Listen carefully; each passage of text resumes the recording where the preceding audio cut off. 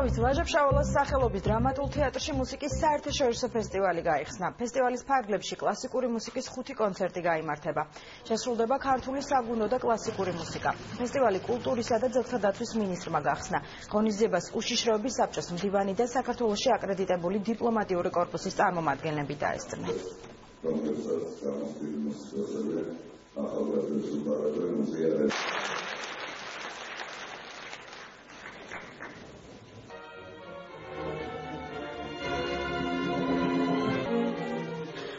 ლევანდელი ფესტივალი გამორჩეული არის 20-ე იუბილეს აღნიშნავს. ძალიან მნიშვნელოვანი არის ის, რომ ფესტივალი დედაქალაქის გარეთ ტარდება.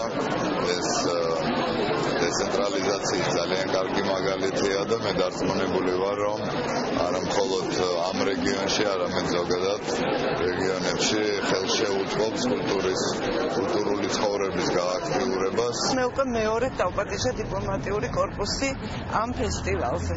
შარშან ვიყავით დასკვნით კონცერტზე, წელს გადავწყვეტეთ, რომ გახსნის კონცერტზე ჩამოსულიყავით, რათა უფრო მეტად მოვანდომოთ ჩვენს დიპლომატებს შემდეგ კონცერტებზე დასწრებად. ამით ჩვენ გამოვხატავთ არა მხოლოდ მუსიკისადმი და მაღალი ხელოვნებისადმი სიყვარულს, არამედ მხარდაჭერას და სოლიდარობას ამ ფესტივალის მიმართ.